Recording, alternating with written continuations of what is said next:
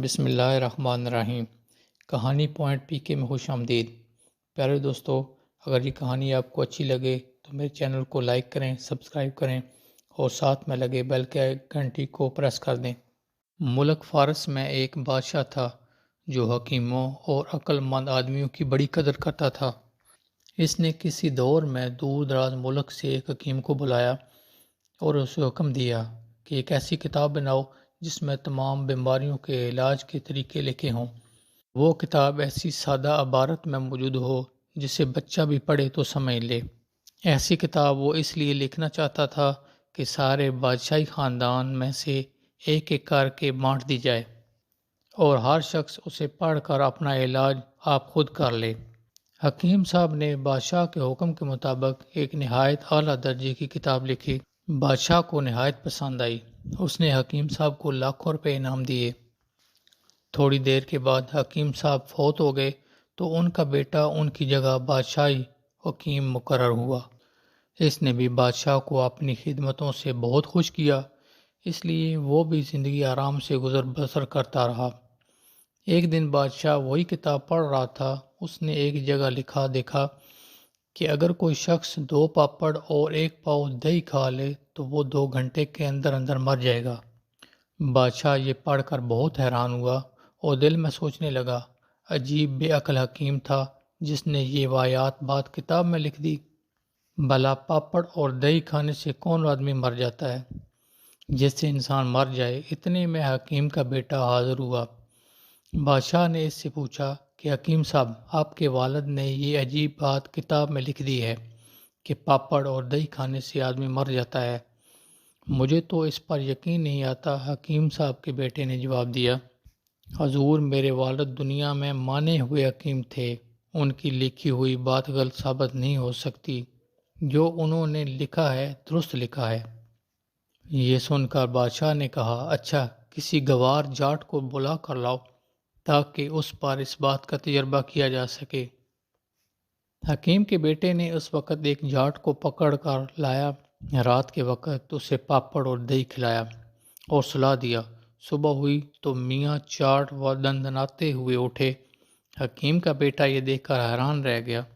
بادشاہ نے کہا، دیکھا، ہم نے بالکل درست کہا تھا کہ حکیم صاحب نے اس بارے میں غلطی کی ہے۔ حکیم صاحب نے عرض کی، حضور، 2 مہینے تک مجھے مہلت دیں اور اس جاٹ کو میرے پاس رہنے دیں۔ اس کے بعد میں آپ کو اس بات کا جواب دے سکوں گا۔ بادشاہ نے اجازت دے دی۔ حکیم کے بیٹے نے اس جاٹ کو اچھے اچھے بادشاہی کھانا کھلانے شروع کر دیے۔ ریشمی کپڑے اور عمدہ پوشاکیں اور سونے کے مخمل کا بستر بنا دیا۔ ہر روز وہ جاٹ سیر کرنے، شکار کرنے لگا۔ شام کے وقت آ کر کھانا کھاتا اور مزے سے سو جاتا۔ اس طرح جب وہ 2 مہینے گزر گئے تو ایک دن حکیم نے چاہا کہ اس جاٹ کے مزاج کو جانچیں۔ ابھی وہ سیر سے فارغ ہو کر گھر میں ہی آیا تھا کہ حکیم کے بیٹے نے کاغذ کے 2 گول گتے کاٹ کر جاٹ کے پلنگ کے 2 پایوں کے نیچے رکھ دیے۔ جس وقت وہ واپس آیا تو کھانا کھا کر بستر پر لیٹا ہی تھا کہ بیقرار ہو کر اٹھ کر بیٹھ گیا، پھر لیٹ گیا، پھر گھبرا کر اٹھا اور بولا، آج پلنگ کچھ ناہموار سا معلوم ہوتا ہے، یہ کیا بات ہے؟ حکیم کے بیٹے نے سمجھ لیا کہ اب اس کا مزاج بہت نازک ہو گیا ہے۔ خدا کی شان، وہ جاٹ جو سارا دن دھوپ میں ہل چلایا کرتا تھا، آج اس کی طبیعت ایسی نازک ہو گئی کہ کاغذ کے گتوں پایوں کے نیچے رکھنے سے اسے پلنگ ناہموار معلوم ہوتا ہے۔ دوسرے دن اس نے جاٹ کو بادشاہ کے دربار میں پیش کیا اور کہا، اب اس کی آزمائش آپ ہی کر دیں۔ بادشاہ نے منظور کیا اور رات کے وقت اسے محل میں لا کر پاپڑ اور دہی کھلایا۔ اول تو جاٹ یہ چیزیں کھانا بہت کی ہچکچایا، کیونکہ جو شخص 2 مہینوں سے بادشاہی کھانے کھاتا اس سے ایسی چیزیں کب کھائی جا سکتی ہیں۔ مگر بادشاہ کے حکم کے آگے وہ لاچار تھا، کھا پی کر سو گیا۔ کوئی 2 گھنٹے کے بعد بادشاہ نے آ کر اسے دیکھا تو اس کا دم نکل چکا تھا۔ بادشاہ بہت حیران ہوا، حکیم کے بیٹے کو بلایا اور پوچھا کہ اب اس سے 2 مہینے پہلے یہ ان چیزوں کے کھانے سے نہ مرا اور اب مر گیا، یہ کیا بھید ہے؟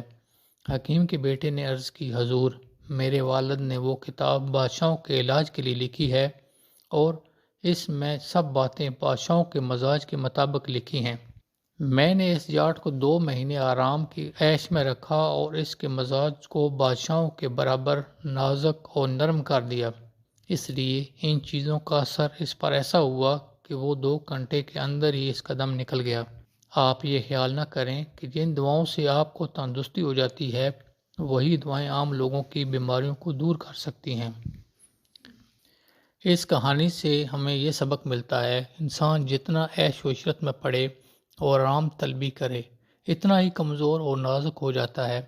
تم کو چاہے کہ نہ اتنی محنت کرو کہ بیمار ہو جاؤ اور نہ اتنی آرام کرو عادت ڈالو کہ پھر تم سے کوئی محنت کا کام ہی نہ کر سکے۔